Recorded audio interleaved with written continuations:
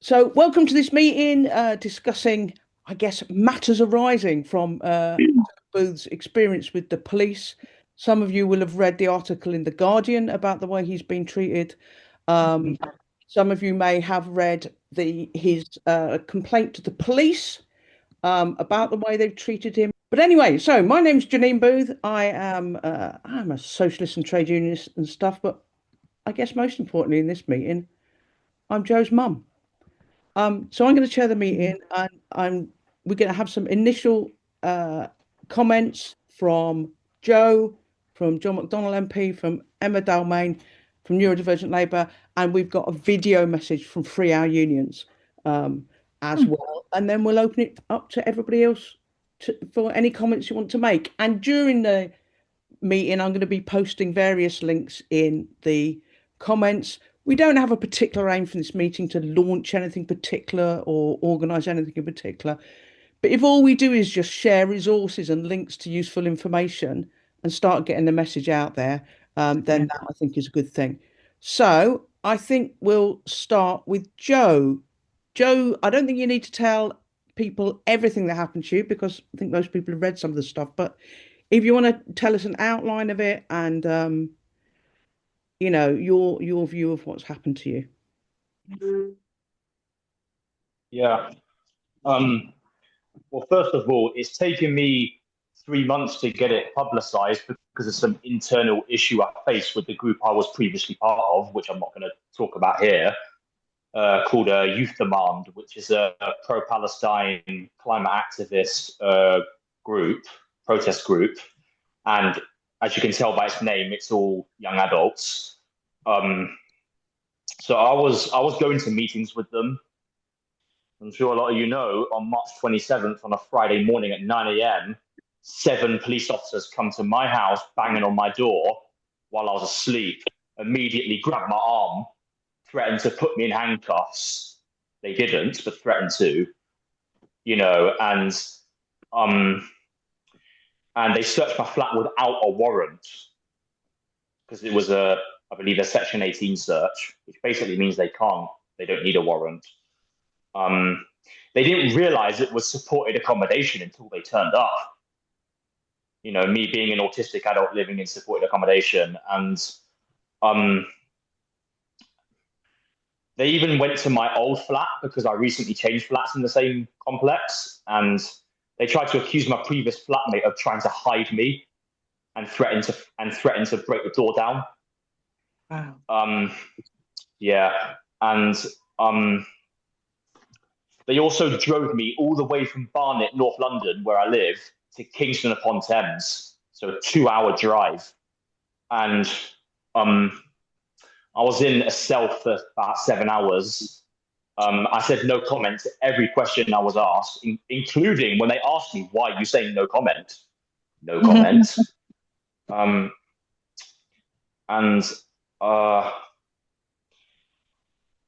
yeah, and they took my phone and my work phone. I didn't get them back, so I had to waste money on a new one. Because they took my work phone, I got suspended from work for 2 weeks on full pay, luckily. And right now I'm on bail, and my two bail conditions, one of them is I can protest but stay on the pavement. And the other one is don't enter Westminster, which is just draconian. And I'm still on those bail conditions. And it was good. I was supposed to go to Kingston Police Station in late June, but I got a call on the way there while I was on the train saying that I don't need to come in because they've extended it, which meant that I had to waste money on a train ticket. So, they're clearly trying to make our lives a living hell at this moment. So, that's why we need to rally as many people as possible against this sort of police brutality. And without me being able to enter Westminster, some protests might have to be staged in my defence, even without me, because as far as I'm aware, there's certain locations that are only in Westminster, like Old Scotland Yard or New Scotland Yard, I think. John can tell me about that. But yeah. So that's exactly what happened to me, and um, and it really freaked out everyone else in my supported accommodation as well. And it's even really freaked out the staff because they're just coming in here so randomly and intimidating vulnerable people, and all of this just for going to meetings. Oh, I didn't even say the grounds of my arrest. The grounds of my arrest was conspiracy to cause a public nuisance. In other words, talking about protesting, which ain't even a crime. What the hell happens to freedom of speech? And I've got my trade union, RMT, backing me if I get charged. And my solicitor works for the RMT. And that's what I've advised many other climate activists to do if this ever happens to them, is get their trade union to back them and not just any solicitor. So yeah, that's it for me. Cool. Thanks very much, Joe. So, John, would you like to thank you for joining us? John McDonnell, MP. Would you like to give us some words? Well, thanks for that, Joe.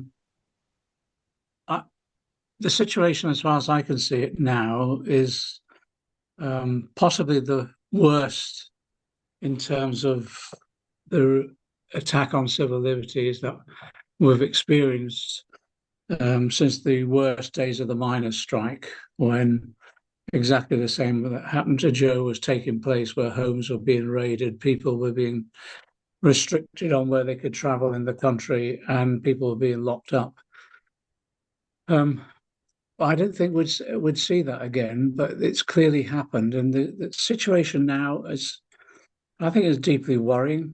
On the environmental campaigns, not only have we seen protests being limited and prescribed by orders from the police, we're seeing people arrested for acts which, again, in the past, we would just see as normal protests rather than crimes.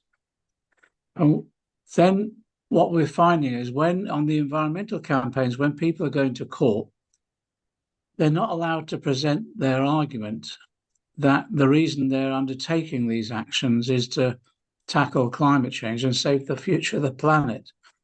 And then what happens is having their right to a fair hearing restricted, because actually what we've found in the past, if you can present a rational case before a jury on a higher responsibility than just abiding by the law of restricting protest, if there's a higher objective, particularly about a moral objective like saving the planet, often juries will prevent people being prosecuted. They'll release them. But because people can't put that argument, and because a lot of these cases are just coming before judges, what's happening is, and we've seen it, some of the longest sentences we've ever seen for political protests in our history. Some of the environmental campaigners have been given 4 years inside, and for a lot of them, it's the first time they've ever been involved in the political protest in this way. And I've met some of them, and it's incredibly distressing for their families. Since then, it's ratcheted up even further in terms of what's happened with regard to Palestine demonstrations. Each of the demonstrations now, particularly in this recent period, the police have gone into the negotiations with the Palestinian demonstration organisers, the different groups. And increasingly now, there's restrictions placed upon where people can march, whether they can march, when they march, and also even on the timescale of how long the protest will last itself.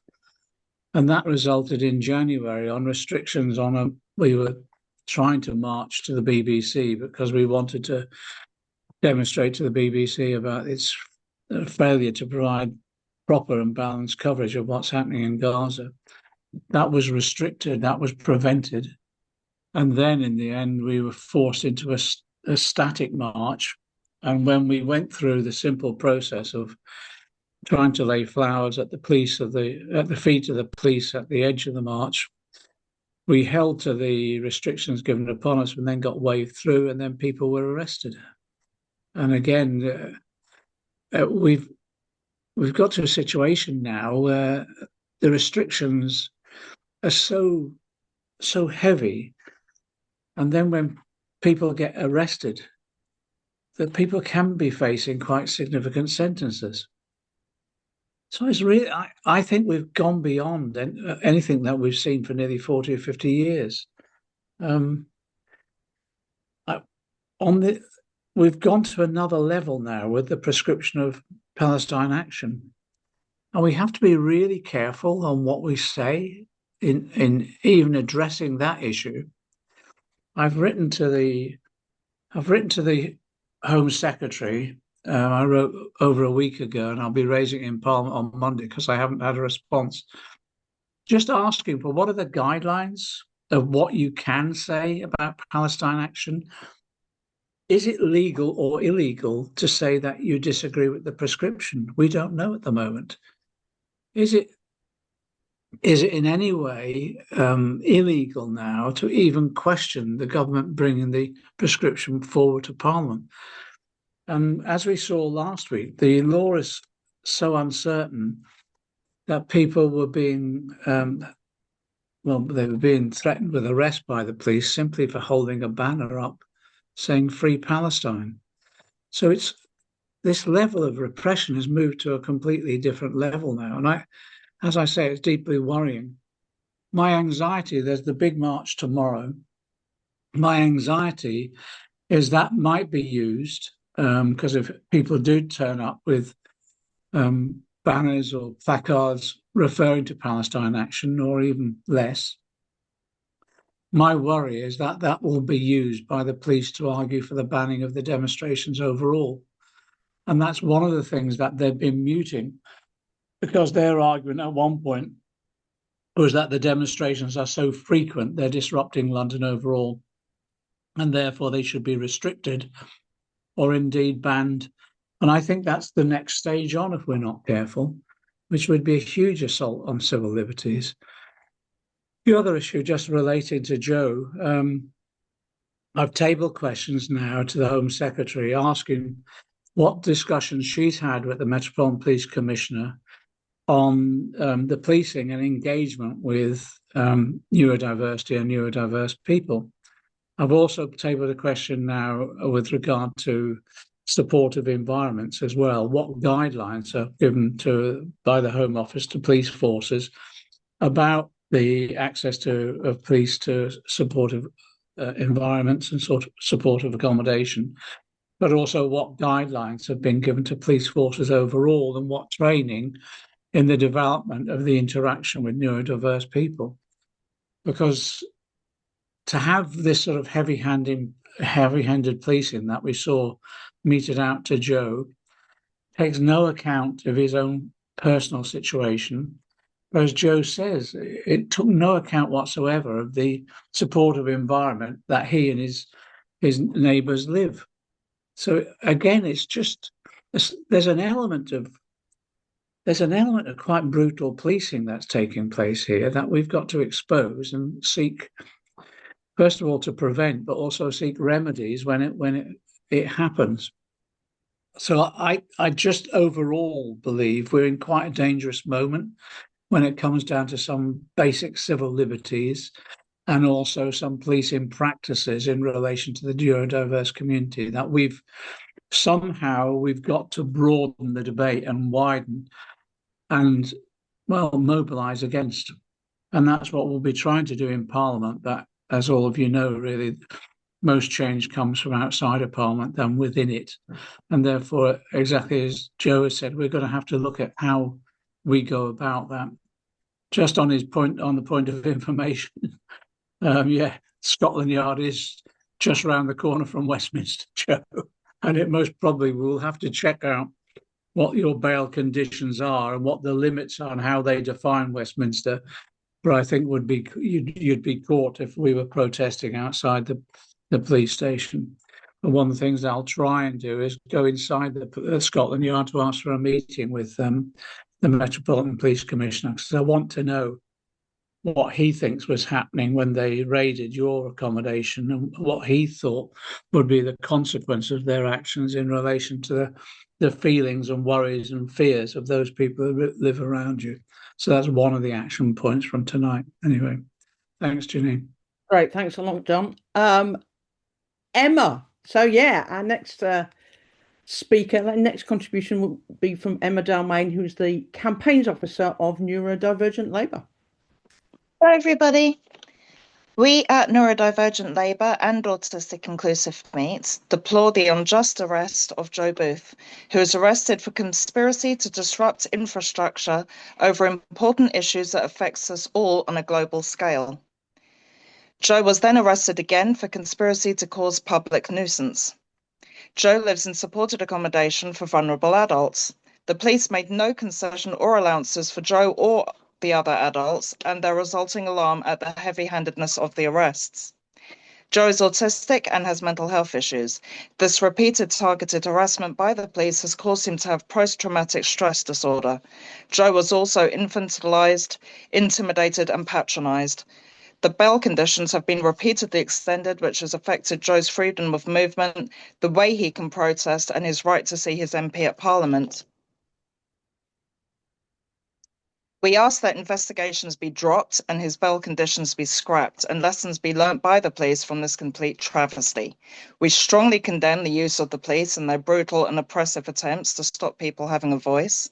We reject this government's stance to silence those who have a political conscience, those who go out and demonstrate and try to make the world a better place for everyone. The state's unconscionable, aggressive treatment of autistic people is extremely concerning. Neurodivergent Labour call on the Labour government to repeal the Tories' Public Order Act. And it is my view, and Autistic Inclusive Meets view, that the police have acted in a fascist manner towards Joe Booth. Okay, thank you very much, Emma. Very welcome. Yeah, that's great. What we're going to do now is we invited 3-hour unions to speak because there's a very strong link between the right to protest and the right to strike and the right to unionize.